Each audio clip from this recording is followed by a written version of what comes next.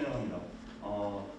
말도 잡고 떠들고 있는 저는 부산노동건립센터에서 정책기획팀장을 맡고 있는 이동환이라고 합니다. 반갑습니다. 노동건립센터가 작년 9월에 개소를 했습니다. 지금 이제 7개월 이제 일을 하고 있는데요. 저희가 그 정책기획팀에서는 주로 이제 실태조사를 위주로 많이 하고 있습니다. 그래서 부산 지역에 있는 기관이나 단체, 사업장을 이렇게 다니다 보면 아직도 왜 노동건익이냐라고 이야기하시는 분들이 많습니다. 근로라는 말 대신에. 그래서 그런 말씀을 들을 때마다 노동건익센터가 앞으로 더 많은 활동을 해야겠구나라는 생각을 하게 됩니다. 오늘 코로나19로 바쁘시고 엄중한 시기에도 오늘 이 자리에 참석해 주신 여러분들께 먼저 감사의 말씀을 드리고요. 오늘 토론회의 주제는 부산지역 필수노동자 현황과 정책 제안을 모색하는 토론회입니다. 자, 그러면 여러분들의 힘찬 박수와 노동건익센터장 최용수 센터장님의 인사 말씀을 시작으로 토론회를 힘차게 시작하도록 하겠습니다. 실제로 많은 기관에서 이제 연구 과제를 가지고 하는 것이 거의 9월이나 10월 되면 다 마무리를 짓습니다. 그런데 저희들은 이제 센터 개소 자체가 문제이기 때문에 실제로 이 돌봄 노동자 관련한 사업은 작년부터 쭉 이렇게 이어온 사업을 올해 이제 발표하게 된 것입니다. 실제로 이 코로나 팬데믹 상황에서 국가의 우리 국민들의 생활을 받쳐주는 필수 노동자 관련해서 좀 많은 고민들이 이제 있고요. 또 얼마 전에 노동건익센터가 노동 대응분석을 좀 했었습니다. 그 자리에서도 부산이 평균임금이 전국에서 제일 낮다 이렇게 지금 보고가 나왔습니다. 평균임금이 그렇게 낮은 이유가 여성 노동자들의 임금 자체가 평균임금이 실제로 지금 191만 원밖에 되지 않습니다. 거의 돌봄 노동자들, 필수 노동자들의 대부분이 여성인 것을 감안하면 이분들의 생활 그리고 노동 환경 이런 것들이 얼마나 부산 경제에도 영향을 미칠 수 있는가를 알 수 있을 것 같습니다. 오늘 좋은 분을 모시고 뜻깊은 그리고 또 좋은 대안들이 나오는 자리였으면 좋겠습니다. 고맙습니다.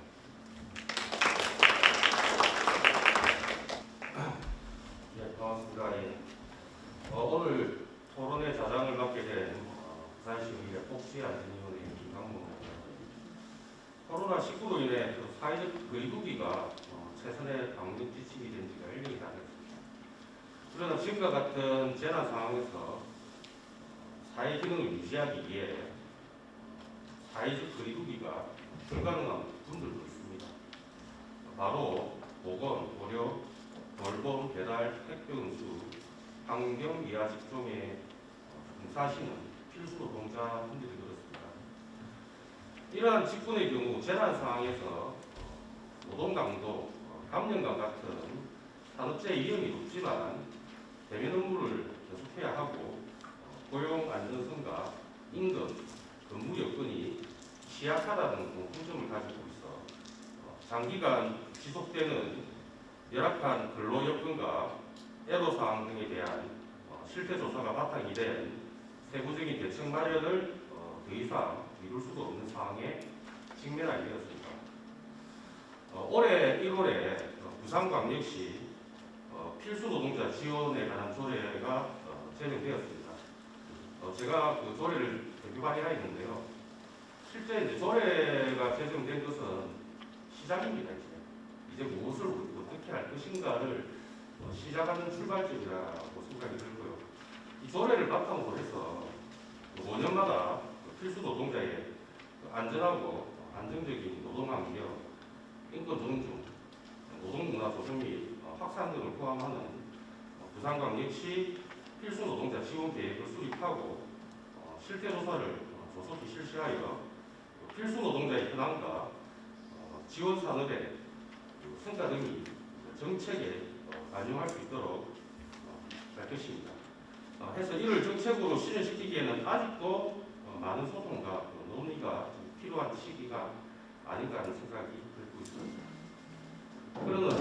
자리는 그 필수 노동자의 실태 조사를 통해 나타난 특히 그 돌봄 노동자의 현황을 돌아보고 그에 대한 정책과 대안에 대한 토론해보는 첫 번째 자리입니다. 그래서 그 의미가 크다고 할 수 있겠습니다. 그래서 아무쪼록 이 자리를 통해 우리 지역에서 없어서는 안 되는 그 돌봄 노동자의 노동과 생활 실태를 파악하고 이런 노동자들을 위한 정책 방안이 무엇인지 고민해보는 소중한 시간이 되길 바랍니다. 그리고 본격적으로 그 코로나19 시기 필수 노동자 실태조사 연구의 결과를 발표해 주실 발표자분들을 차례로 모셔 보도록 하겠습니다. 먼저 그 초이수 교수님 발표를 부탁드리겠습니다.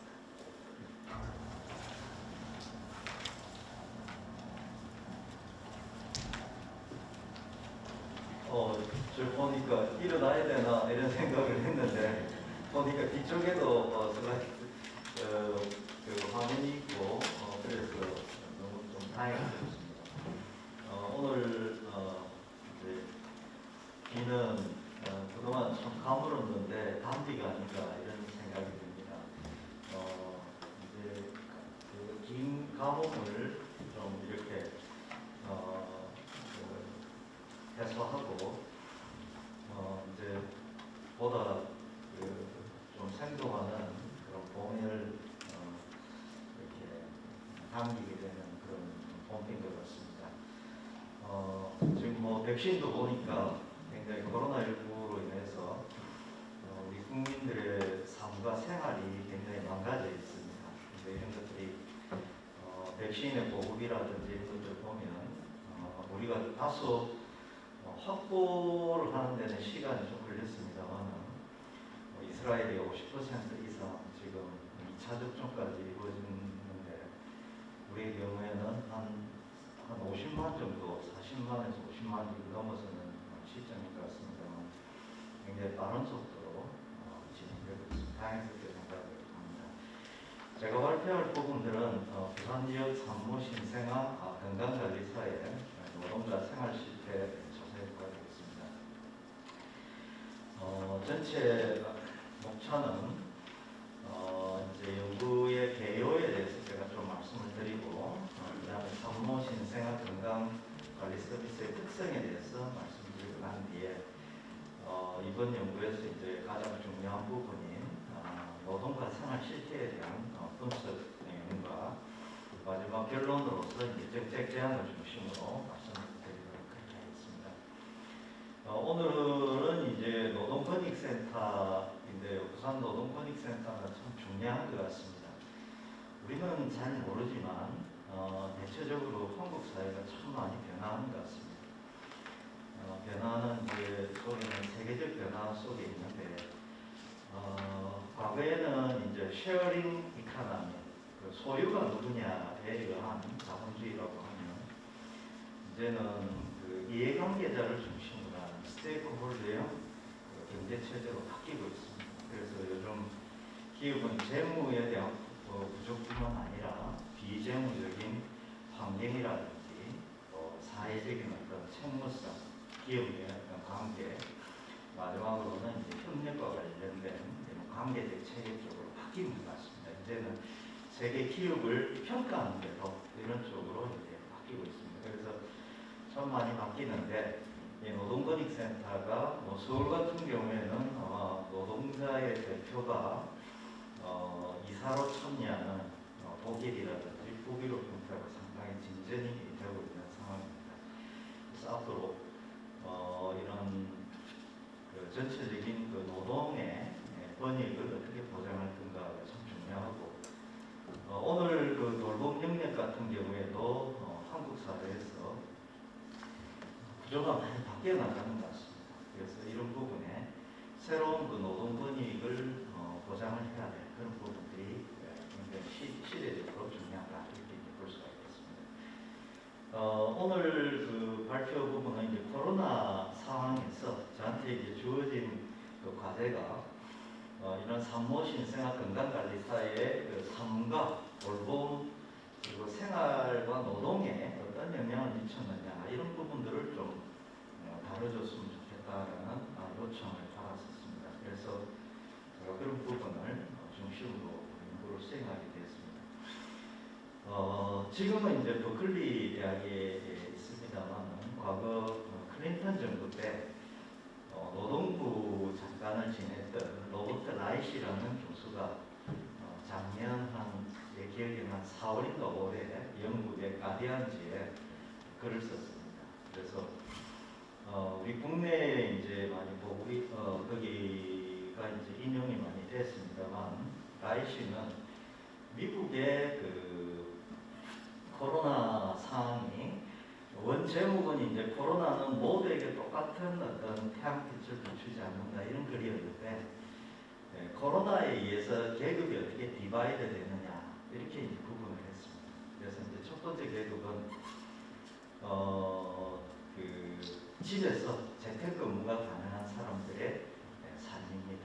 그래서 그런 계급인데 꽤 미국 사회도 한 21% 정도 차지하고 있습니다. 이른바 리모트 원격 근무가 가능한 사람. 두 번째는 the essential이라고 해서 이제 필수 노동자입니다. 오늘 여기도 이제 필수 노동자. 한국에서는 이제 키워커 뭐 이런 식으로도 이제 많이 쓰고 있는 것 같습니다만 여기에는 의사라든지 간호사부터 시작해서 사회복지사, 요양보호사, 우리 오늘 하는 건강관리사 이런 분들이 되겠습니다. 세 번째는 지불을 제대로 받지 못하는 계층입니다. unpaid라고 해서 이 unpaid는 보수를 제대로 못 받는 분들입니다. 그래서 한국 사회도 보면은 중소 영세 이런 분들이 계시고요. 네 번째는 이제 잊혀진 계층들입니다. 이분들은 이제 시설에 수용된 분들이에요. 미국에서는 이제 재소자들의 문제가 크게 사회적으로 부각이 되고 있기 때문에 재소자도 포함됩니다.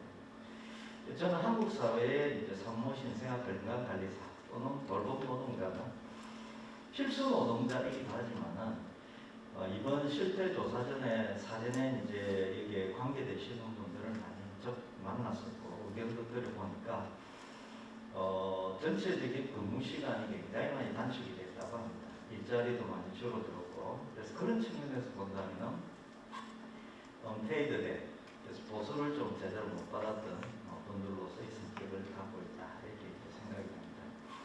현재 정부는 그 방문 돌봄 서비스와 관련해서는 국가가 이것을 관리하는 정부 부분이 되겠습니다. 노인 장기 요양 보험과 관련된 부분, 노인 맞춤 돌봄, 장애인 활동 지원, 장애와 가족 양육 지원, 가사 감병 방문 지원, 아이 돌봄, 산모 신생아 건강관리 한 7개 내용이 있는데요. 이 코로나19 상황이 되면서 되게 이 돌봄의 수요는 엄청나게 급증하게 됐습니다. 왜냐하면 가정 내에 여러 가지 이제 시설이 완전한 셧다운, 즉 폐쇄가 되진 않았습니다. 사실은 아주 짧은 기간 4월인가를 제외하고는 시설은 유지가 됐습니다만 대부분 이 시설의 수용이 굉장히 제한적으로 3분의 1, 반, 3분의 1 뭐 이런 식으로 하다 보니까 또 한 시설에 50명 이상 이용 시설은 안 된다. 뭐 이런 지침도 있어서 가정 내 돌봄이 굉장히 증가를 할 수밖에 없었습니다. 그런데도 이 감염병 상황이니까 이제 대면 서비스를 기피하게 되고 이런 문제들이 발생했습니다. 돌봄 수요는 급증을 했으나 이 대면 서비스를 기피하는 바람에 이것이 이제 돌봄 서비스 차원에 엄청난 그 영향을 미쳤다 이렇게 볼 수 있습니다. 아울러 제가 이제 그 감기 코로나19와 소셜워커 이렇게 이제 검색을 해보니까요. 미국이라든지 영국의 문헌들은 보니까 전부 다 이 돌봄 노동자들의 안전과 관련된 문헌들이 엄청나게 검색이 되는데 실제로 우리나라에서는 이분들에 대한 안전에 대한 정책들은 크지가 않았던 그런 좀 아쉬움이 있었던 것 같습니다. 그래서 본 조사의 연구 배경은 산모 신생아 건강관리사들의 그 노동에 대한 것 그리고 생활 위기가 어떻게 전개가 됐나 그것이 이제 연구의 목적이 되겠습니다. 그 다음에 이제 그 전체 연구 체계를 보게 되면은 그동안 좀 진행된 것이 오늘 이제 발표는 좀 압축적으로 설명을 드리기 위해서 이제 프레젠테이션 자료로 그냥 간단하게 정리를 했습니다. 산모 신생아 건강관리 서비스의 특성 분석과 그다음에 본 발표에서는 빠지게 되었습니다만 포커스 그룹 인터뷰나 사례 분석 이 부분을 이제 노동권익센터의 우리 정영규 국장님과 김원영 두 분이 아주 열심히 잘 정리를 해주셔서 보고서에 담겨 있습니다. 그리고 이런 연구를 통해서 전체적인 조사의 주제를 좀 잡아나가고요. 조사를 실질적으로 수행했습니다. 그리고 여기에 따라서 이제 결론과 정책 표현에 이르게 됐습니다. 산모 신생아 도우미 바우처 사업 이런 형태는 이제 초창기에 그 산모 신생아 도우미 파견 사업이라는 형태로서 2006년에 처음으로 이제 사업이 시작이 되었습니다. 한 10몇 년 진행이 됐던 사업이다 이렇게 이제 볼 수가 있을 것 같습니다. 이 산모 신생아 도우미 지원 사업은 이제 사회 서비스 이용 관련 법률 그리고 저출산 고령화 기본법을 기본으로 해서 산모 신생아 건강관리사를 통한 가정방문 서비스를 지원을 해서 산모 신생아의 건강관리를 지원하고 경제적 부담을 완화시키기 위한 목적 사업입니다. 그리고 2008년에 이제 바우처가 이제 되고요. 그 다음에 허가제에서 2012년에 등록제로서 바뀌게 됩니다. 그래서 기간이 굉장히 증가하게 됐으나 여러 가지 이것이 또 가져다주는 또 고려해야 될 부분이 많이 있습니다. 그리고 산모 신생아 건강관리 사업 형태로 전환이 됐고 현재로는 국민행복카드라는 것이 이제 도입이 됐고 또 다산가정에 대한 서비스 연장이라든지 또 각 시도가 자율적으로 지방자치시대에 맞게끔 또 이것을 확대시켜 나가는 그런 과정 중에 있다 이런 말씀을 드리겠습니다. 지원 대상은 점차적으로 그 기준 자체가 많이 완화가 돼서 기준 중위소득 100% 부산은 이제 더 낮아졌습니다. 좀 이따 말씀드리겠습니다. 그래서 이제 부산 같은 경우에는 부산시에서는 이제 산모 신생아 건강관리 지원 사업의 서비스 예산을 이제 구에 따라 부산시 같은 경우도 이제 다양한 시의 관련 규정에 따라서 확대를 시켜 나가고 해운대라든지 기장군 사 같은 경우에는 기준 중위소득이 이제 120% 이런 식으로 점차적으로 특히 작년에 이 부분을 연초에 많이 확대시켜 나가고 있습니다. 그래서 작년이 굉장히 대상자를 많이 넓혀 놓았던 그런 상황이었다 이렇게 이제 볼 수 있습니다. 또 이용 기준 이런 것들은 이제 자료집에 나와 있고요. 단태하냐, 쌍태하냐, 삼태하냐에 대해서 서비스 연장을 할 수 있는 그리고 표준 기간도 훨씬 더 연장되어 있는 이런 상황입니다. 이것도 나중에 말씀을 드리겠습니다. 정책 제안에서 또 이 경우에는 보다 더 이제 현실적인 방향으로서 다시 좀 재조정해야 될 필요성이 있다 이런 말씀을 드릴 수 있겠습니다. 제공 인력은 총 60시간의 교육을 받도록 되어 있습니다. 그래서 상대적으로 산모 신생아 건강관리사의 교육 시간이 그렇게 다른 돌봄 종사자들에 비해서 그렇게 크게 많은 시간을 요하지 않는다는 특성들을 또 알 수가 있습니다. 서비스의 내용은 건강 상태를 확인을 하고 청결이라든지 수유, 위생 관리, 그리고 이제 감염 예방 관리라든지 또 응급 사항에 대한 이런 여러 가지 신생아의 서비스와 또 산모와 관련된 여러 가지 신체 건강이라든지 이런 것들을 하게 돼 있고 또 식사 지원 이런 것까지 하도록 되어 있는데 이러한 서비스의 기준 자체가 또 다시 좀 더 명확하게 될 필요가 있다 이런 말씀을 좀 미리 드리겠습니다. 전체 우리나라의 이제 산모 신생아 부문들의 종사자와 기관들은 계속 확대가 되어 왔습니다. 그래서 이제 그 관리업체들은 부산의 경우에서 44개가 있고요. 보험의 숫자는 이제 저희가 현황 파악을 했던 시점과 현재 시점은 약간 차이가 있습니다. 한 기관당 22.2명의 산후도우미 숫자가 있고요. 이제 그 신생아 숫자를 보시면은 이 참 산모 신생아 서비스는 아주 필수 서비스입니다. 필수 서비스인데 이런 서비스에 불구하고 출산율이 급격히 저하가 되고 있습니다. 그래서 이제 그 그 2019년만 하더라도 한 30만 명 정도가 이제 전국적으로 이렇게 출생을 했는데 2020년 작년의 경우에는 27만 명 이제 출산을 한 걸로 되어 있고 부산 같은 경우에는 더 크게 산모 신생아 숫자가 2017년까지는 2만 명이 넘었는데 그 작년의 경우에는 한 15,000명 정도, 지금 조사 시점 10월까지는 13,000명 정도 이렇게 됐습니다.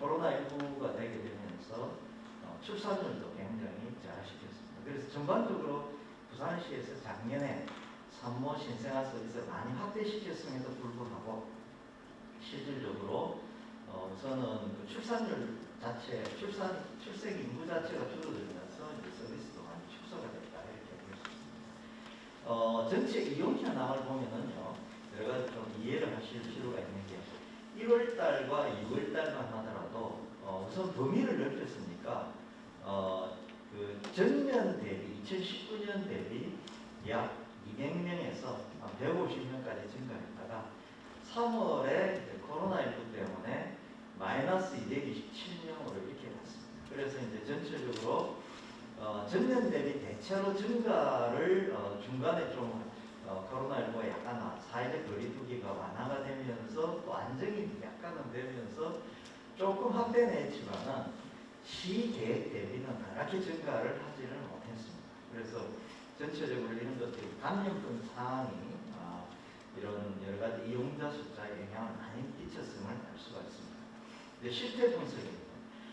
조사 시점 당시에는 44개 기관이 있습니다. 상당히 많은 규모입니다. 그런데 한 기관당 산모 신생아 도우미 숫자가 아까 말씀대로 22명 약간 넘기 때문에 규모가 상당히 작다 이렇게 볼 수 있습니다.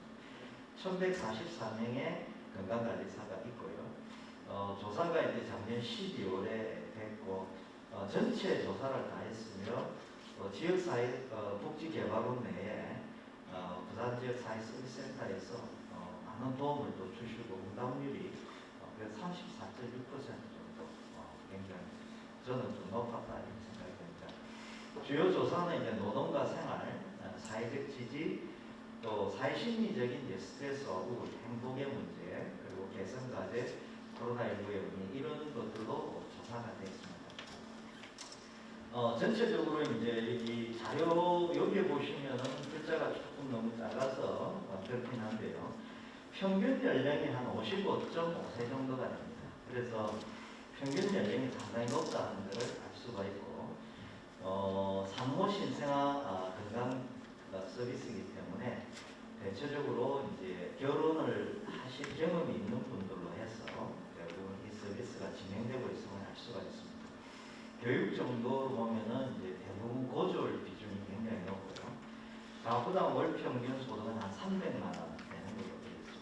그리고 이 업무에 종사한 재직 경력이 5년이 채 안 되는 분들이 많습니다. 한 2, 3년이 예단 전체의 다수를 차지하고 있다 하는 것입니다. 그래서 굉장히 경력이 있는 분들이 많지 않다는 걸 알 수가 있고, 경력 단절과 관련해서는 한 6.8년 정도 이렇게 나오게 되었습니다.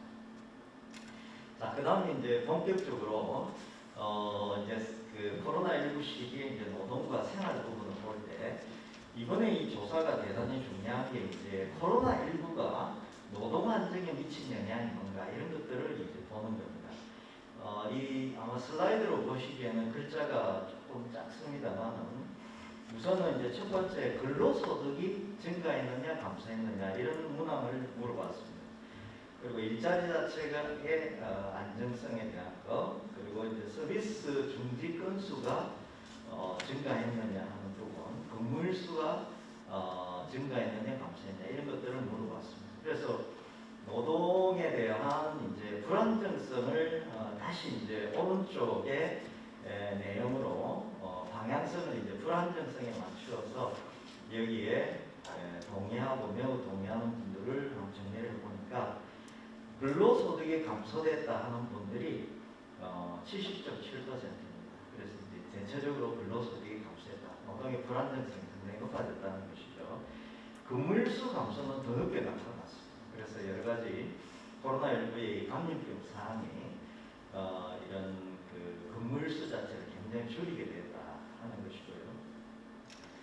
그리고 일자리의 불안정성도 높아졌고 또 서비스의 중지 건수도 적지 않게 연장됐습니다. 그래서 이런 것들을 다시 이제 원래 척도인 안정성에 맞추어서 이제 보게 되면은 재직 경력이 전체적으로 낮은 사람들에 있어서 노동의 안정성 정도는 높아졌습니다. 이건 아마 재직 경력이 클수록 노동 안정성에 대한 기대도 높아져서 이런 결과가 나타나지 않았을까라고 생각을 합니다.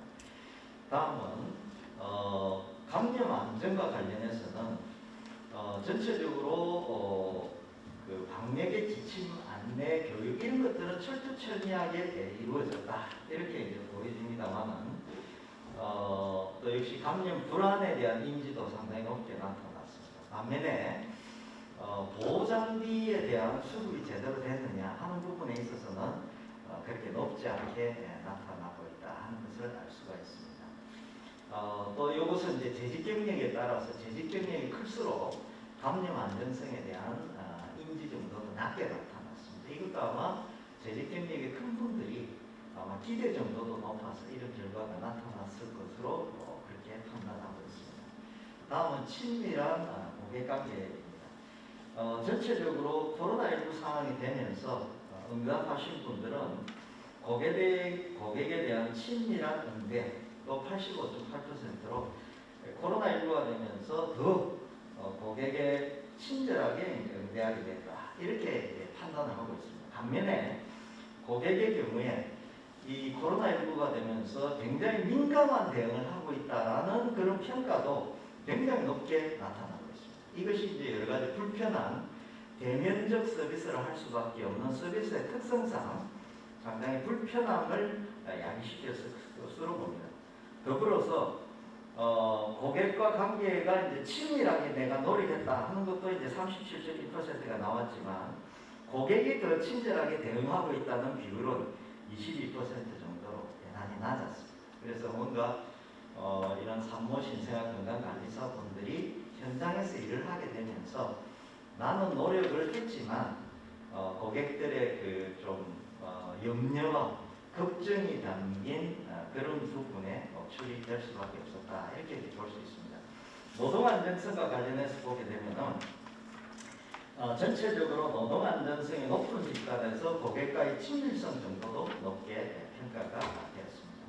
다음 가정생활의 안전성과 관련해서는 전체적으로 이제 여성분들이 이 건강관리사를 하고 계시기 때문에 가사노동이 엄청나게 증가했습니다. 저희 집사람은 그 코로나19가 되면서 본인을 돌봄 여사라고 불렀습니다. 돌아서면 밥 짓는 사람이다 이렇게 이제 했는데 실질적으로 이제 가사노동이 엄청나게 증가를 했음을 알 수가 있고요.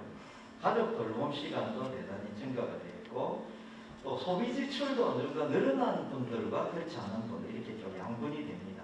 반면에 가계 수입의 증가 정도는 대단히 낮았고 여가 활동의 증가 정도도 상당히 낮게 나타나고 있었습니다. 그래서 가정생활의 실태도 노동 안전성과 관련해서는 노동 안전성이 높은 집단에서 가정생활의 안전성도 더 높게 나타나는 것을 알 수가 있습니다. 그래서 노동의 불안정, 코로나로 인한 노동의 불안정성이 가정생활의 안정성에도 상당한 영향을 미치고 있음을 알 수가 있습니다.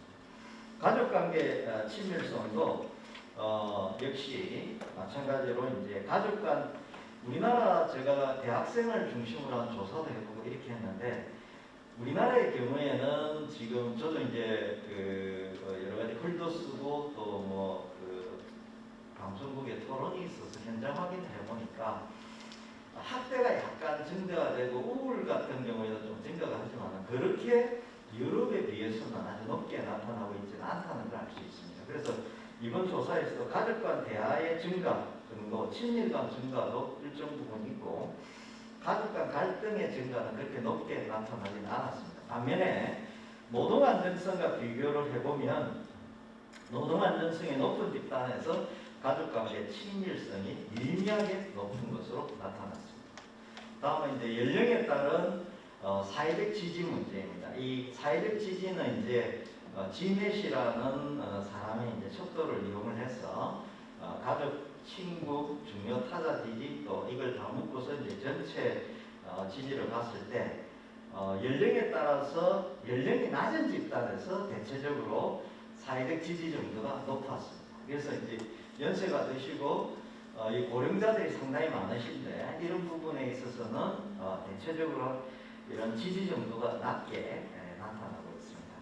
다음 이제 가구 소득과 관련해서는 가족 지지에 대해서만 소득이 높은 집단에서 가족 지지가 좀 더 높은 것으로 나타나고 나머지는 유의미한 관련이 없었습니다. 다음은 이제 스트레스와 관련된 부분입니다. 스트레스는 노동 안정성이 낮은 집단에서 스트레스가 훨씬 유의미하게 높게 나타나고 있습니다. 그래서 실질적으로 노동 안정성이 불안정한 집단일수록 스트레스의 노출 정도가 유의미하게 높다는 걸 알 수가 있습니다. 우울도 마찬가지로 노동 안정성이 낮은 집단에서 우울의 정도도 유의미하게 높게 나타났습니다. 그 우울의 척도는 감염연구센터라고 하는 CESD라고 하는 그런 데서 이제 개발된 걸 우리나라 복지 패널에서 쓰고 있습니다.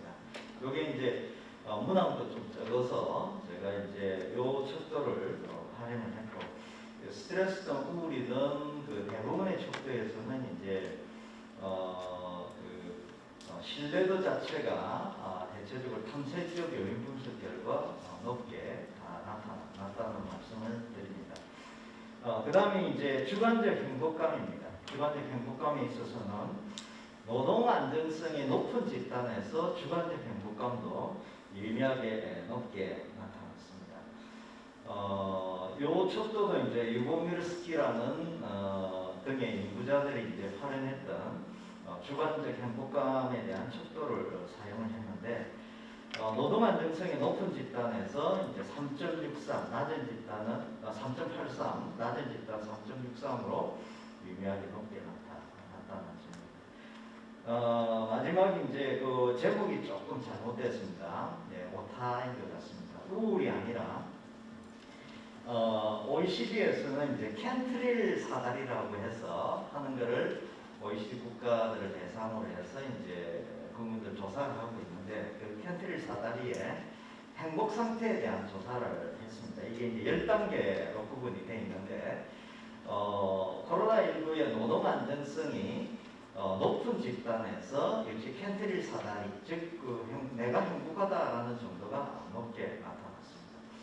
그 다음에 이제 정책과 관련해서는 가장 이제 높게 나타난 것이 이제 낮은 임금 개선이라든지 점심시간을 노동시간으로 인정해달라. 지금은 이제 점심시간을 제외하고 오후 6시까지 이렇게 돼 있습니다. 근데 사실 산모와 이제 신생아의 식사 문제를 해결해야 되기 때문에 산모의 식사를 준비해야 되기 때문에 이 점심시간이 지켜지기가 거의 어렵다 하는 게 이제 사전 연구 결과에서 나왔기 때문에 이 부분에 대한 욕구가 굉장히 컸다는 것을 알 수가 있습니다. 그 다음에 이제 코로나19가 개인적 의미에 어떤 의미를 미치느냐 하는 것에서는 힘들어진 삶이라든지 일자리 위기, 고립된 삶 이런 것도 나왔었지만은 또 심리적인 하나의 내가 이걸 극복해야 되겠다 하는 그런 의지와 보람과 성찰의 기회, 자기관리 기회 이런 것들도 제기가 됐습니다. 그러면 코로나19가 산모, 신생아, 건강관리사의 일에는 어떤 영향을 미쳤느냐 하는 것들은 철저한 서비스 관리를 할 수밖에 없었다 하는 이런 쪽의 응답이 주관적 응답에서 굉장히 높게 나타났습니다. 그리고 고객과의 끊임없는 감염 상황에 따른 어떤 예민한 문제들 이런 것들이 많이 도출이 됐습니다. 실제로 이 근무복이라는 게 있는 여기에 이제 관계자분들도 여러분들이 오셨습니다만은 근무복이 있는데 이 근무복을 매일 빨아입고 왔느냐 마스크는 매일 바꿔서 해왔느냐라는 이런 따가운 지적과 문초리에 이분들이 매일 노출이 되다 보니까 아마 굉장히 힘들으셨을 것으로 생각이 됩니다. 또 일거리의 축소라든지 힘들어진 돌봄 노동, 고립된 삶의 문제 이런 것도 상당히 크게 나타났고 반면에 이제 이 회복에 이 이제 이 코로나19의 이제 리질리언스라고 하는 회복의 주제가 굉장히 큰데요. 또 응답 중에 상당 부분은 보람과 자부심이라든지 자기 관리 이걸 극복해야 되겠다 이런 것들도 상당히 많이 응답이 됐다 하는 말씀을 드립니다. 이제 정책 제언으로 마지막 결론으로 가도록 하겠습니다. 첫째는 이제 그 서비스 운영 개선인데요. 표준 서비스를 수립하고 질관리가 필요하다 이렇게 볼 수 있습니다. 왜 그런가 하면은 돌봄 영역 자체에 그 생각보다는 표준화된 매뉴얼도 있고 지침이 있습니다만 이 스펙트럼이 현장에서는 굉장히 넓게 나타나고 있습니다. 그래서 이런 것들을 이제 실질적으로 현장에서 그 산모나 산모 가족들이 여러 가지 요구하는 데 대해서 이제 응해할 수밖에 없는 이런 불편함들이 굉장히 많았다 하는 지적이 일단 있었습니다.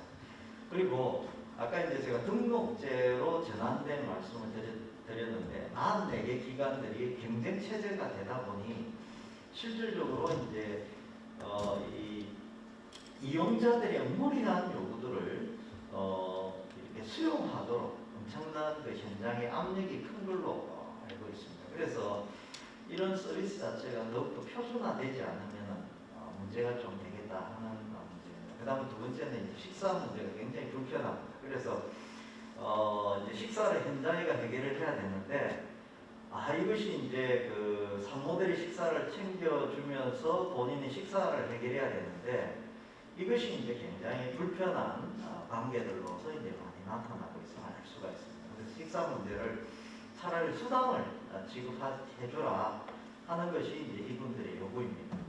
그리고 이제 과잉 업무와 부당 업무가 현장에서 많이 발생을 하고 있습니다. 이런 문제가 개선돼야 될 것 같고요.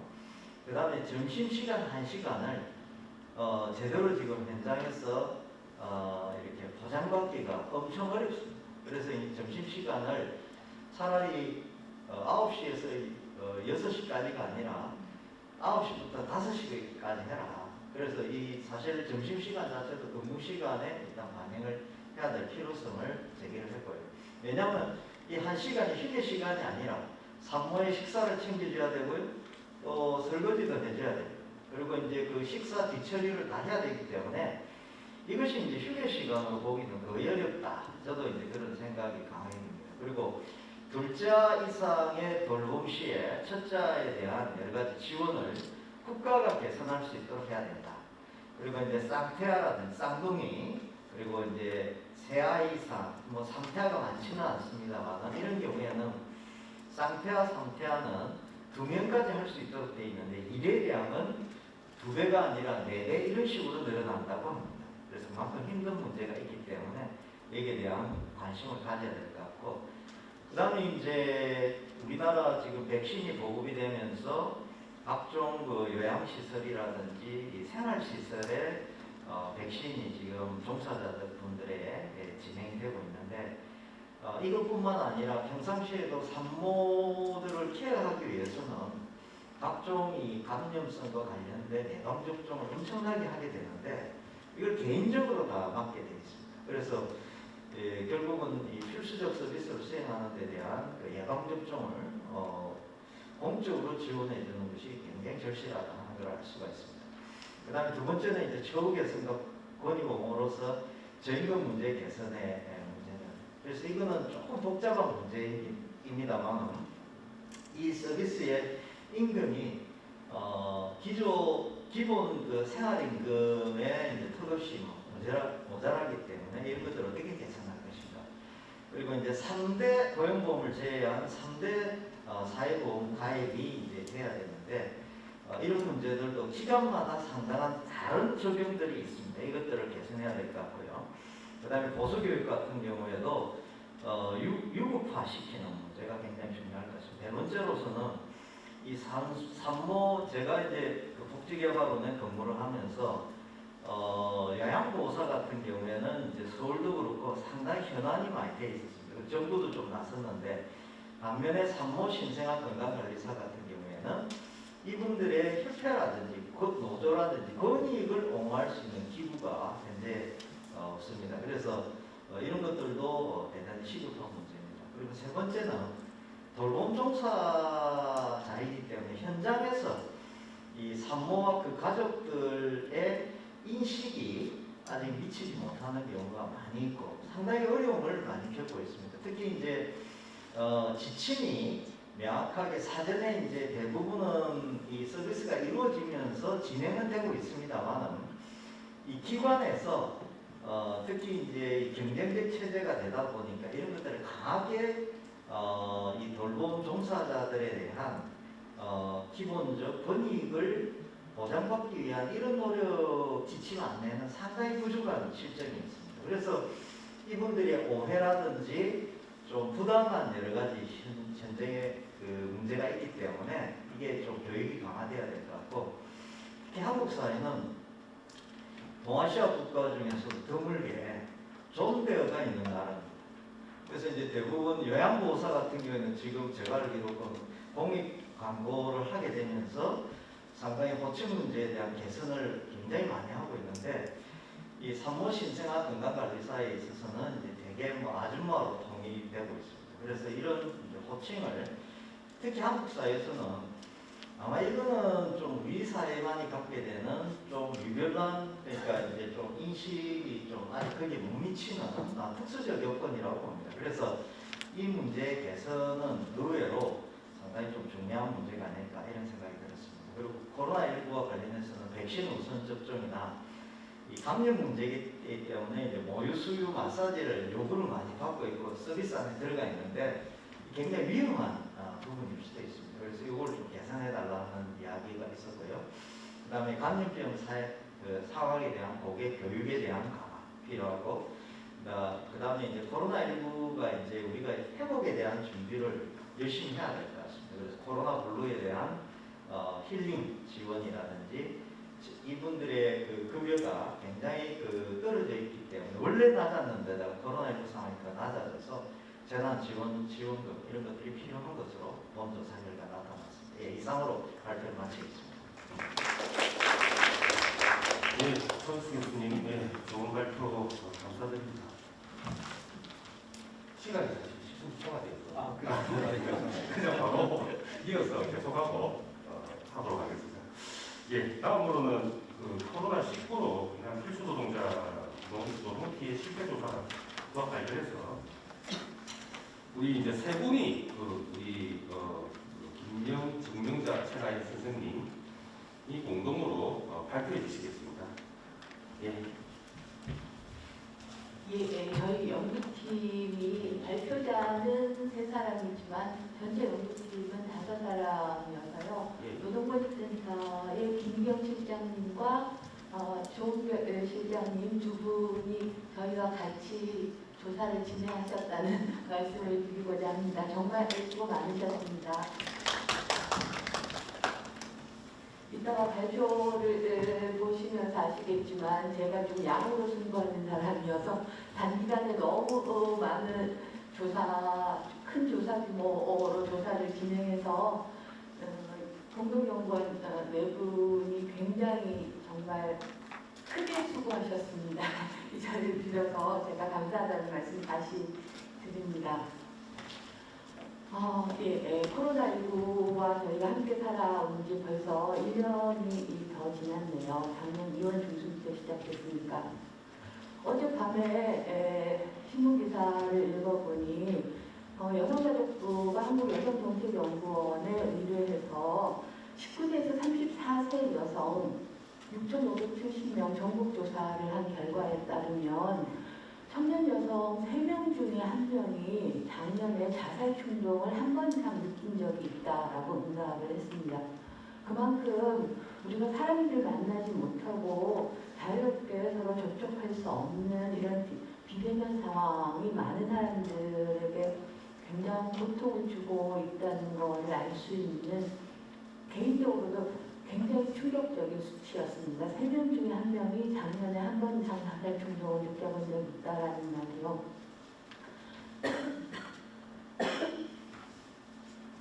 그렇게 코로나 블루라고 말하는 상황이 있을 뿐만 아니라 모두 잘 아시는 것처럼 팬데믹은 노동자들의 상황을 정말 크게 위협했습니다. 올 1월에 실업률은 5.7%로 작년 1월 대비 1.6%포인트 증가했습니다. 그런데 언제나 위기는 약자에게 더 가혹한 법이죠. 여성의 실업률은 남성의 실업률보다 훨씬 높고, 그리고 청년들의 실업률이 장년층의 실업률보다 훨씬 높습니다. 뿐만 아니라 이런 불균등한 일자리 상실이 계층 격차를 확대시켜서 하위 20% 대비 상위 20%의 소득의 비율이 거의 8배로 폭증했습니다. 이런 상황에서 우리한테 정말 이전에 몰랐던 굉장히 자주 들리는 말이 바로 필수노동자라는 말인 것 같습니다. 전체 사회가 비대면을 유지하기 위해서 우리 모두를 감염으로부터 보호하기 위해서 위험을 무릅쓰고 대면 노동을 해야 하는 노동자들이죠. 대한민국 정부의 규정에 따르면 국민의 생명, 신체를 보호하기 위해서 필요한 돌봄 업무를 하는 노동자들, 그리고 배송, 여객 분야에 종사하는 노동자들, 필수 노동자들입니다. 코로나19가 확산되면서 필수 노동자의 노동이 정말 우리 사회에 필수적이라는 많은 언설이 유통되었지만 조사를 하면서 정말 그런 생각을 했습니다. 야, 우리가 정말 염치도 없이 그런 말을 쓰는구나. 그간 필수 노동자라고 이야기되는 노동자들은 그거 여자는 누구나 할 수 있는 일 아니야? 그거 특별히 전문성이 필요해? 이런 식의 낮은 평가, 사회적인 무시를 받으면서 최저임금과 장시간 노동, 고강도 노동, 무권리 상태에 있는 거 있었고요. 그리고 사실 이렇게 발음하기도 부끄럽지만 인터넷상에서 우리는 자주 그런 기사들을 볼 수 있었죠. 아이를 데리고 가는 부모가 봐봐, 공부 못하면 저렇게 되는 거야. 그러니까 너 열심히 공부해. 알았지? 라는 말을 서슴없이 하고 있었던 한국 사회가 갑자기 팬데믹이라고 필수 노동자라는 호명을 하기 시작한 것에 대해서 저는 죄송하고도 참 염치 없다라는 생각을 했습니다. 필수 노동이라는 호칭에서 알 수 있듯이 그 노동은 우리 사회 전체를 유지시키고 우리의 일상이 안전하고 안심하고 살아갈 수 있도록 해주는 핵심적인 노동입니다. 그럼에도 불구하고 왜 그간 우리는 그 노동은 너무 저급한 노동, 비천한 노동이라고 생각하고 그렇게 취급해왔는가라고 얘기한다면 아마 우리 사회가 남성, 화폐소득, 소비, 건강한 사람, 그리고 비장애인을 중심으로 조직되어 왔기 때문이라고 생각합니다. 팬데믹은 우리에게 가장 근원적인 질문을 던지고 있습니다. 사람과 생명을 돌보는 것이 돈을 돌보는 것보다 정말 더 하찮은 일인가? 어떤 것이 더 필수적인 일인가? 라는 질문을 우리에게 던지고 있습니다. 어떤 노동이 중심적인 노동, 그리고 어떤 노동이 주변적인 노동인지를 누가 어떤 기준으로 나누어 왔는가라는 질문을 우리에게 던졌습니다. 이런 팬데믹의 질문에 대해서 과연 우리는 그간 어떻게 지난 1년간 어떻게 응답해 왔는가라는 것도 다시 되돌아봐야 할 것 같습니다.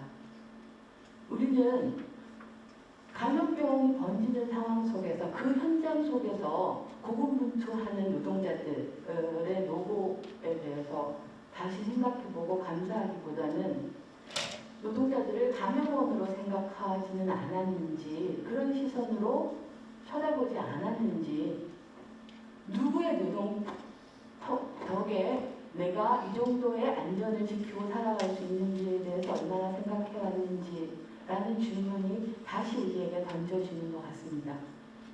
팬데믹의 질문에 대해서 우리는 선의와 헌신의 착취에 기댄 복지 생산 구조를 중단함으로써 그리고 필수 노동자의 노동 현실에 기초한 그것에 대한 생생한 이해를 토대로 한 그런 지원책을 마련함으로써 노동권 확립의 방안을 마련함으로써 누군가의 복지와 권리가 또 다른 누군가의 희생과 헌신으로 실현되는 것이 아니라 서로가 서로의 권리를 인정하고 함께 살아가는 사회를 만드는 것이 팬데믹의 질문에 응답하는 것이 아닌가라고 저는 생각합니다. 이 연구에 참여해 주신 많은 분들은 사실 이 자리에 안 계십니다. 바로 필수 노동자로서 모두 자기 현장에서 누군가를 돌보고 우리 사회의 작동을 위해서 일하고 계시기 때문에 이 자리에 오실 수 없었습니다. 그래서 저희 연구팀은 저희가 그분들의 목소리를 이 자리에서 대신 전달하는 것이라고 생각하며 오늘의 발표를 진행하고자 합니다. 이 연구에 참여해 주신 많은 분들에게 진심으로 감사드리면서 제가 마지막으로 소개해 드릴 것은 그래서 저희가 설문조사와 면접조사를 진행을 했고 설문조사는 5개 직종 오늘 발표는 돌봄노동 중심으로 4개 직종에 대해서는 발표하겠지만 저희 조사 자체는 지하철 도시철도공사의 지하철 청소노동자까지 포함해서 5개 직종을 조사했고 1141명의 필수노동자들이 저희 조사에 응답해 주셨습니다. 자료집에 자세한 저희 조사 항목 같은 것은 있으니까 참고해 주시기 바라고요. 그리고 면접조사는 개별조사, 개인조사로 24분을 만나겠고요. 그리고 직종별 집단 면접, 포커스 그룹 인터뷰로 19분을 만나겠습니다. 지금부터 최나희 씨와 정명자 씨가 발표해 주실 내용은 그분들의 목소리를 저희가 오늘 이 자리에서 대신 전달하는 것입니다. 경청해 주시길 바랍니다. 시작해 주세요. 네, 안녕하세요. 저는 최나연입니다. 제가 오늘 발표할 부분은 보고서에서 2장과 3장에 해당하는 부분이고 2장은 이제 필수 노동자의 인적 특성을 포함한 평소의 노동 실태에 대한 이야기고 3장은 이제 코로나19 이후에 어떤 변화가 있었는지를 설명하는 부분입니다. 먼저 2장의 필수 노동자 인적 특성을 보면은 크게 연령, 성별, 학력 3가지로 나눠져 있고 연령을 먼저 보면 평균 연령은 49.4세로 나와 있는데 사회복지사를 제외한 나머지 3개 직종은 평균 연령이 40세에서 60세고 소수이기는 하지만 전체의 3% 정도가 만 25세 이상의 고령 노동자. 이 고령 노동자들은 주로 요양보호사와 장애인 활동 지원사에 분포되어 있었습니다. 두 번째로는 성별이고 여성이 90% 정도, 남성이 10% 정도 이제 집계가 되었는데 아래쪽에 제가 사회복지사 남성 35%를 기재한 것은 이 직종에서 특별히 이제 남성이 많기도 했지만 저희 조사에 응한 남성 사회복지사 중에서 상당수가 15년 이상의 이제 관리직이거나 중간 관리사로 추정되는 장기 근속자가 섞여 있어서 이후에 이 사회복지사 직종의 임금이나 경력 연수 같은 수치를 이제 해석을 할 때 조금 유의해서 해석해야 될 필요가 있다고 말씀드리려고 사회복지사 직종을 따로 표기를 했습니다. 그리고 대학교 이상의 학력을 가진 사람이 48.1%였는데 직종별로 차이가 컸는데 보육이나 사회복지사 같은 경우는 대졸자가 압도적으로 많았고 요양보호사나 장애인 활동 지원사 같은 경우는 대졸자가 20% 정도 그리고 나머지 중학교 이하, 고등학교 졸업 정도가 이제 분포되어 있었습니다. 다음으로 노동 실태를 보면은 저희가 맨 처음에 고용 형태를 물었고 정규직, 무기계약직을 포함해서 총 6개의 보기를 드렸는데 내가 정규직 또는 무기계약직이다 라고 응답한 분이 68.6%였고 사회복지사에서는 이제 83%, 장애인 활동 지원사에서는 48.9%, 그리고 그 다음 수치는 이제 저희가 결과를 받아보고 정말 놀랍다고 생각했던 이제 수치 중에 하나인데, 본인은 정규직이면서 무기계약직이다라고 응답했던 분들은 74.6%, 그러니까 3명 중에 2명이 근데 나는 근로계약서를 매년 작성하고 있다, 이렇게 말씀을 하셨습니다.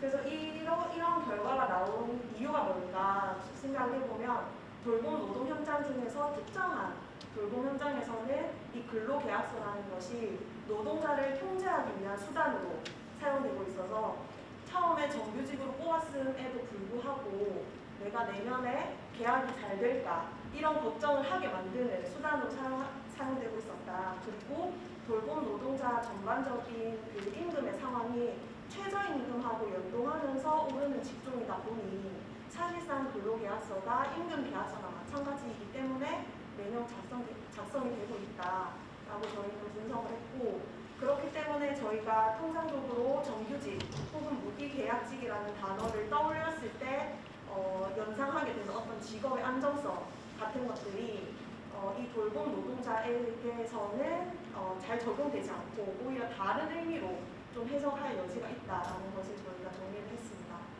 그리고 주당 평균 노동 시간은 39.5시간으로 나왔는데 40시간에 이제 미치지 않는 이유는 요양보호사나 장애인 활동 지원사가 시간제 근로에 성격이 강하기 때문에, 요양보호사 같은 경우는 재가 요양보호사와 그다음에 장애인 활동 지원사가 시간제 근로에 성격이 강하기 때문에 조금 적게 집계가 되고 있습니다. 그리고 4번 임금은 190만 6천 원 정도이고, 사회복지사가 가장 임금이 많았고, 그 다음 보육교사, 그리고 요보사나 장애인 활동 지원사는 150만 원 정도로 나왔는데 100만 원 미만으로 벌고 있다라고 응답하신 분도 이 두 직종에서는 상당히 나왔습니다. 그리고 마지막으로 저희가 추가 근무를 지난주에 했느냐, 그리고 추가 근무 수당을 신청하느냐, 이 두 가지를 이제 물었을 때 사회복지사는 10명 중에 6명 이상이 지난주에 했다. 그리고 보육교사는 10명 중에 5명 정도가 지난주에 추가 근무했다. 그렇지만 두 직종을 합해서 평균을 내보니 10명 중에 7.5명, 75.9%가 하지만 나는 추가 근무 수당을 신청하지 않는다 라고 대답해서 이 두 직종에서 추가 근무, 초과 노동이 많이 발생하고 있지만 그것이 이제 수당으로 연결되지 않는다는 점도 저희가 정리를 했습니다. 그 다음에 코로나19 이후 직장생활 변화, 이 부분부터는 3장이고요. 처음에 자신의 직업이 안전하다고 생각하시느냐라고 물었을 때 67.7%가 안전하지 않다라고 대답을 했고, 직종별로 온도 차이는 있었고 가장 많이 안전하지 않다라고 대답한 직종은 보육교사입니다. 그래서 아마 여러분 아시는 것처럼 보육교사는 아이들을 케어하면서 기저귀도 갈아주고 콧물도 닦아주고 식사 보조도 하고 이렇게 하면서 아주 밀접한, 그러니까 관계를 맺을 수밖에 없기 때문에 그 관계에서 안전하지 않다라고 많이 느끼는 것 같으셨고, 두 번째로 코로나19 이후에 개인 생활의 통제 경험이 어느 정도였느냐라고 물었는데 저희가 이 통제와 관련해서는 첫 번째는 직장 상사에 의한 통제, 그 다음에 두 번째는 스스로 통제, 그다음 세 번째는 내 가족까지 내가 통제한 적 있는가, 이렇게 세 가지로 물었고, 여기 인용한 거는 내가 스스로 내 직장에 피해를 끼칠까봐 통제한 경험이 있다는 것이 85.7% 인용했는데 다른 두 질문의 답변에서도 경향은 비슷했습니다. 보육교사와 사회복지사가 95%로 통제 경험이 있다라고 대답했고, 사실 사회복지사 중에서 여성 사회복지사는 이 수치가 99% 정도 나왔습니다. 3번은 코로나19 유증상 의심 시에 휴가 취득 가능성이 있느냐라고 물었을 때 69.1%가 그렇다고 대답을 했는데, 여기서는 보육교사가 33.8%로 다른 직종에 비해서 현저하게 낮은 응답률을 보였습니다. 그러니까 요보사나 장애인 활동 지원사 같은 경우는 자신의 이용자와 잘 협의만 되면 무급으로 쉴 수 있는 그런 상황이지만, 보육교사는 다들 좀 소규모 사업장에서 일을 하시면서 또 아이를 당장 돌봐야 하는 그런 상황이 있다 보니까 내가 좀 뭔가 아프고 이상한 것 같지만 내가 하루 쉬어버리면 다른 사람들한테 이제 업무가 전가되는 그런 업무 부담을 주게 되는 경우가 있다 보니까 다른 직종에 비해서 이 응답이 아주 낮았던 것으로 저는 분석을 했습니다. 그리고 마지막으로 코로나19 이후에 일이 힘들어졌다라고 응답한 사람은 전체 64% 정도였고 사회복지사가 78.6%로 가장 높았습니다. 그래서 일이 어떻게 힘들어졌느냐를 구체적으로 물었을 때 일하는 방식이 변화됐다라고 응답한 사람이 이제 30.1%였는데 사회복지사가 54.4%로 높았습니다.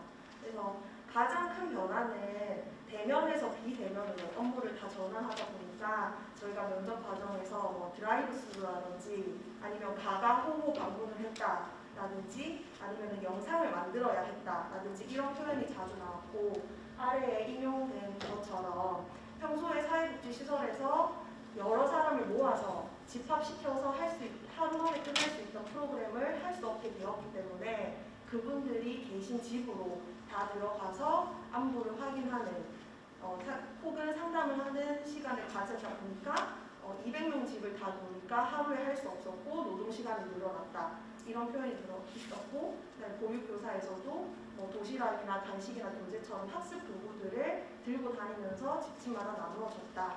이런 이야기를 했습니다. 그 다음에 또 한 가지는 새로운 업무가 추가됐다는 것도 30%가 그렇다고 응답을 했습니다.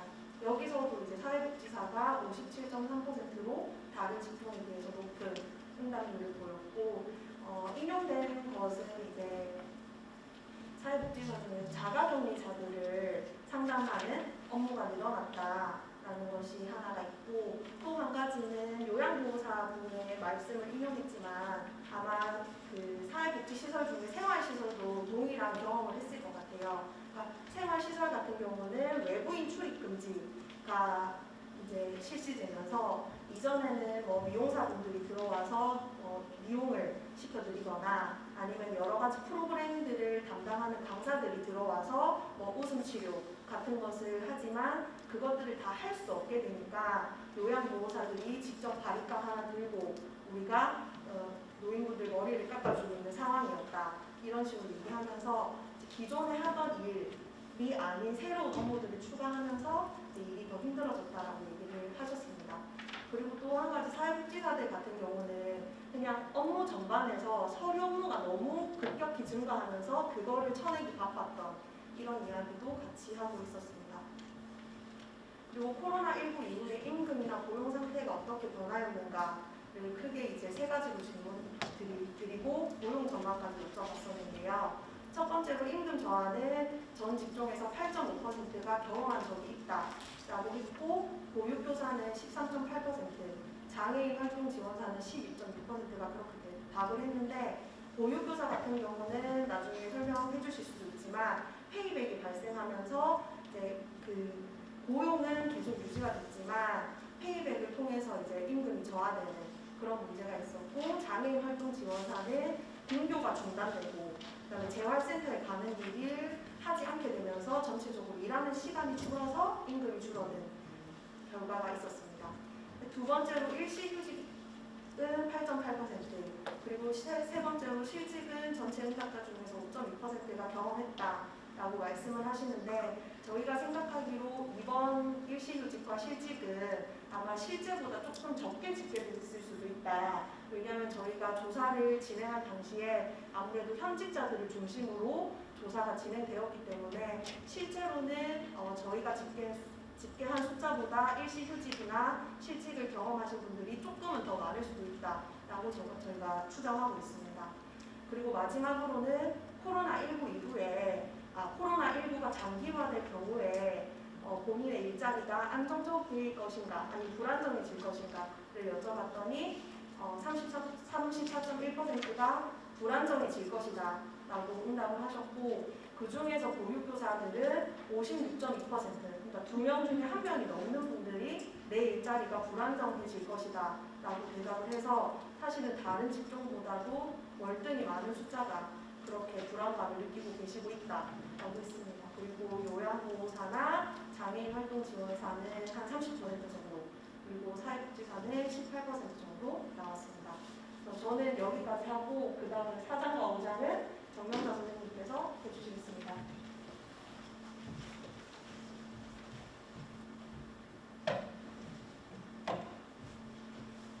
네, 저는 정명자라고 합니다. 저희들이 이제 그 면접 조사를 하면서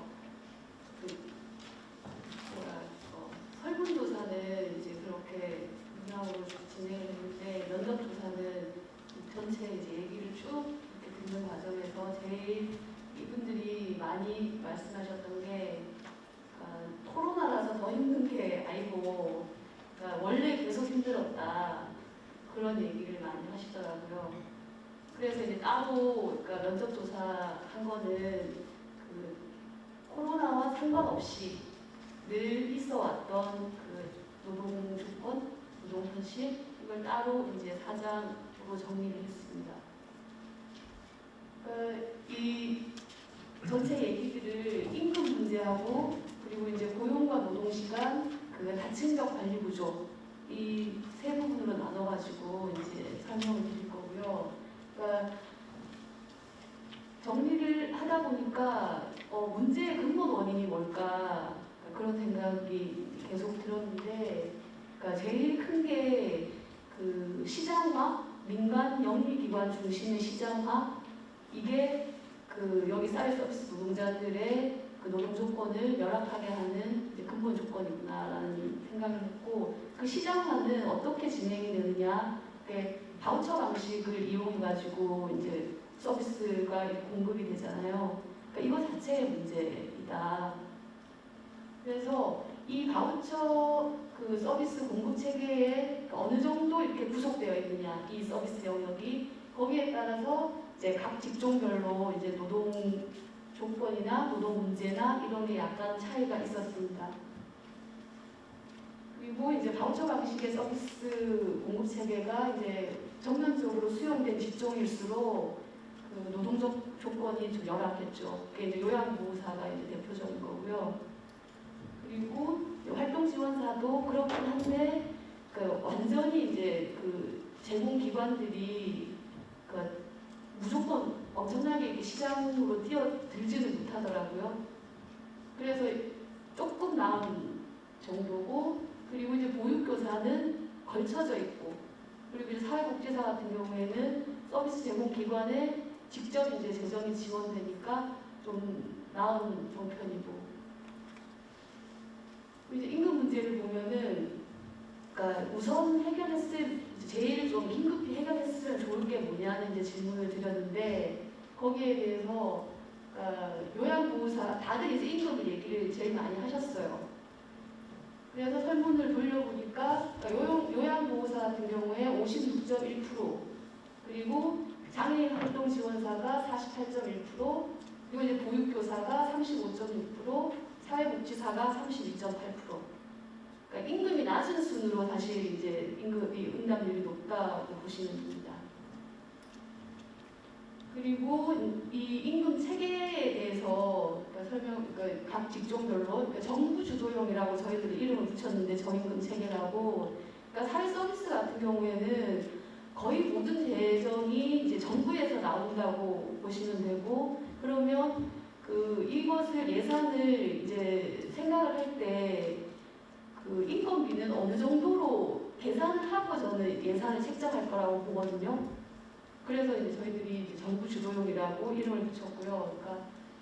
그러니까 직종별 이렇게 문제를 보면은 사회복지사 같은 경우에는 그 포괄적 예산 지원 때문에 그러니까 인건비하고 사업비가 같이 묶여서 나오니까 이게 상충되고 인건비를 줄여 나가는 게 되기도 하고, 아니면 공호공자가 그러니까 잘리기도 하고 어떤 사업에서 제외되기도 하고 뭐 이런 식이다라는 얘기를 하셨고요. 그리고 이제 그 사회복지사 예인데 이것도 그러니까 복잡한, 그러니까 병력 인정을 하는 게 엄청 복잡하더라고요. 그래서 자기가 어떤 시설에서 뭐 기관에서 2년 이상을 일을 했는데 다른 기관으로 이동을 하니까 거기는 그러니까 인정이 안 되고, 그럼 이제 부호봉이 깎이는 거잖아요. 그런 식으로 이제 임금 인하되는 경우가 있었고요. 그러니까 보육교사 같은 경우에는 그 표준 보육 비용 산정을 해가지고, 그러니까 1인당 원화의 이제 보육료가 지원이 되거든요. 근데 이 표준 보육 비용을 산정을 할 때 그 정원 충족률 100%로 이제 단정을 하는 거예요. 그 100%가 안 되면은 이제 그 돈을 다 못 버는 거예요. 비용 산정되어 있는 만큼으로 해서 운영이 안 되는 거죠. 그러면 또 그게 이제 인건비에 영향을 주고 뭐 이렇게 이게 이제 근본적인 문제가 있고, 그리고 이제 보육 재정 자체가 지방, 정부, 뭐 유아, 교육, 특별 지원 회계 뭐 이렇게 세 개로 이렇게 해가지고 막 이렇게 줘요 돈을. 그러면 여기에서 어디에서도 사실 이제 보육교사 인건비를 책임지는 단위는 없는 거죠. 이런 문제. 그리고 병력을 인정하지 않는 임금 구조라고 저희도 이름을 붙이긴 했는데, 그러니까 국공립 같은 경우에는 정부에서 직접 인건비 지원이 되거든요. 그래서 보육교사 인건비 가이드라인에 따라서 호봉도 있고 그러면 이제 올라가요. 근데 거의 70% 이상이 민간 영역인데 여기는 인건비 지원이 되는 게 아니고 보육료 지원이 되니까, 그러니까 전혀 이제 그 호봉 체계에 적용을 못 받는 거예요. 그리고 이 호봉이 그 제시는 되는데 이걸 또 강제할 어떤 그런 어떤 법적인 건 없고, 그러니까 대부분의 보육교사들이 그래서 최저임금 그리고 정부가 직접 이제 인건비 지원하는 액수를 더해가지고 뭐 한 180, 190 이 정도를 받고 있다고 보시면 됩니다. 그리고 이제 요양보호사하고 활동지원사 같은 경우에는 이게 여기가 이제 제일 심하게 그 시장화되어 있는데 거의 최저임금이라고 보시면 돼요. 여기는 정부가 인건비를 지원하는 것도 없기 때문에 전혀 보육교사는 그래도 뭐 30만 원, 뭐 이 정도 지원을 아니면 지자체에 따라서 뭐 20만 원, 뭐 이렇게 되는데 이쪽은 아예 없어요. 그러니까 계속 이제 최저임금에 되는 게 그 옆에 그래프를 보면은 그 노인 돌봄직이 이제 요양보호사인데 가장 밑에 있거든요. 임금선이. 그리고 그 위에 그 사회복지 관련직은 그래도 좀 낮고, 사회복지 관련직 전체가 전 산업 임금에 비하면은 엄청 낮게 있는 거죠. 그리고 이제 노동시간을 보면 보육교사하고 그 사회복지사 같은 경우에 그 일상화된 초과근무 이것을 이렇게 3명 중에 1명 이상은 이제 말씀을 하시고, 그리고 더 문제는 이렇게 근무를 해도 수당이 안 주어진다는 거예요. 그리고 이제 고용 불안에 대해서 이제 응답을 하시는 게 제일 이제 높은 게 장애인 활동 지원사고, 그리고 보육교사, 그리고 요양보호사, 이제 사회복지사인데, 장애인 활동 지원사나 요양보호사는 재가 요양보호사가 있고 시설 요양보호사가 있거든요. 그러면 재가는 이제 집집마다 방문해가지고 하기 때문에 고용이 불안해요. 근데 시설 같은 경우에는 그러니까 그 요양원이나 이런 데 고용이 되어 있으니까 그 재가만큼 불안하지 않아서 이제 응답률이 낮습니다. 장애인 활동 지원사에 비해서. 그리고 좀 의외인 게 보육교사가 고용 불안을 엄청 느낀다는 거.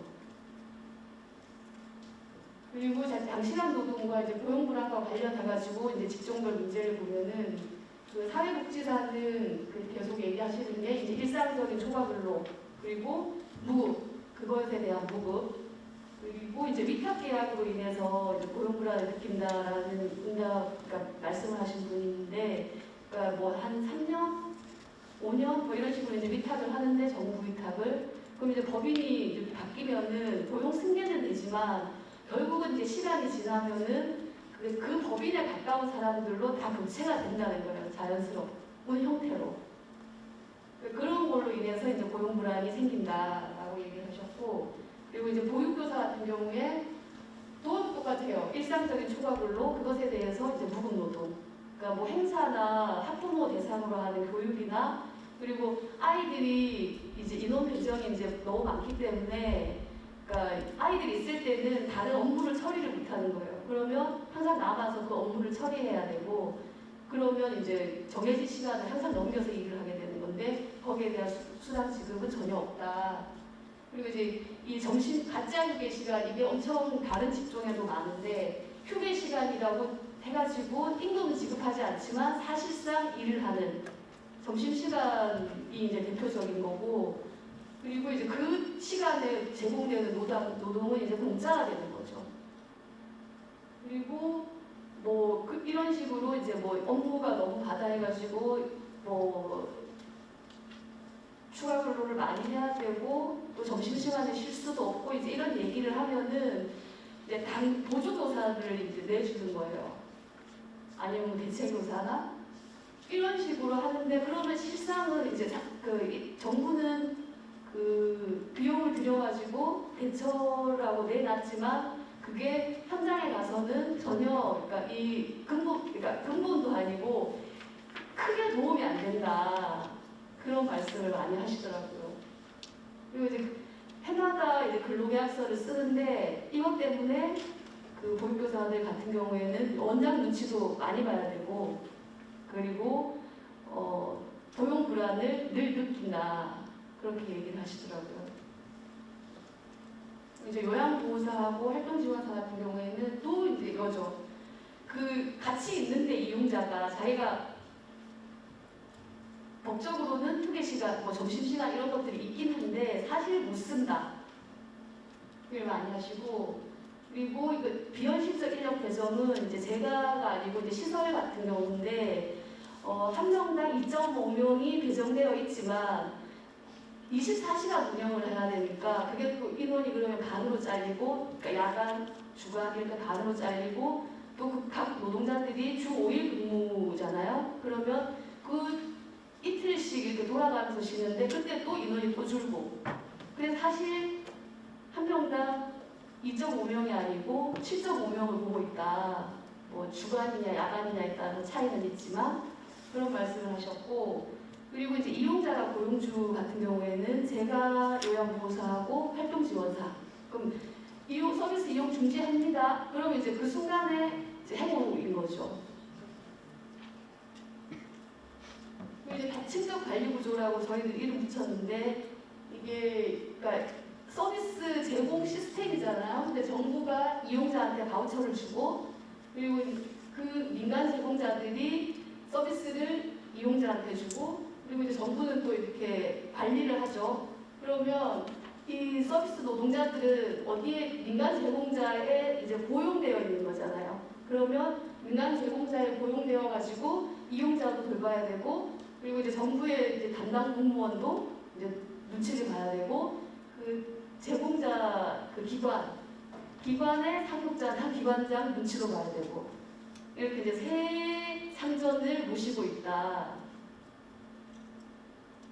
그래서 보면은 행정기관의 어떤 문제를 보면은 그 위계적 관리, 그리고 책임 떠넘기기 이런 것들을 말씀을 많이 하셨고, 기관장 관련해서는 그 노동권에 대해서 진짜 관심이 없다, 자기들 보호해 주려는 그런 것들이 없는 경우가 많다라는 얘기하고, 그러니까 비민주적 기관 운영해서 그러니까 내가 시키는 대로 해라는 식의 이제 운영을 하시는 분들, 그리고 임금 뺏기는 이제 보육교사에 한 관련해가지고 나온 얘기들인데, 저희 조사에서 그 본인 경험이 11%였고요.